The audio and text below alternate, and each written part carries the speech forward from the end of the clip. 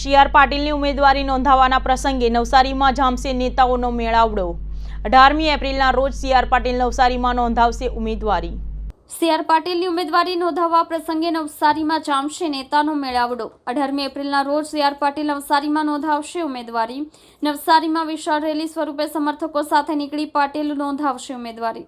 પાટીલની ઉમેદવારી નોંધાવવાના પ્રસંગે સીએમ ભૂપેન્દ્ર પટેલ રહેશે ઉપસ્થિત। ગૃહ રાજ્યમંત્રી હર્ષ સંઘવી, ધારાસભ્યો સહિત પ્રદેશ ભાજપના આલા નેતાઓ પાટીલની રેલીમાં જોડાશે।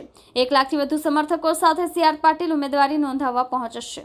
આગામી લોકસભાની ચૂંટણી લઈને 18મી એપ્રિલે અમારા સાંસદ શ્રી સી.આર. પાટીલ સાહેબ ફોર્મ ભરવા માટે નવસારી આવી રહ્યા છે।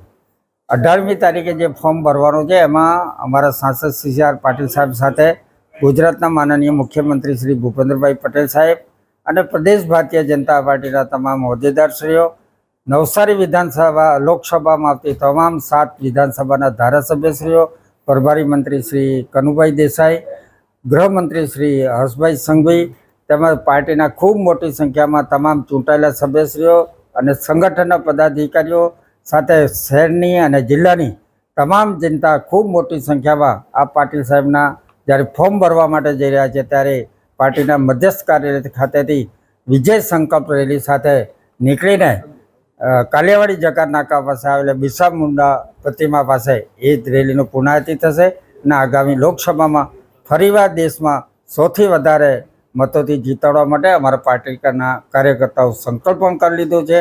ફરીવાર આપ સૌનો ખૂબ ખૂબ આભાર।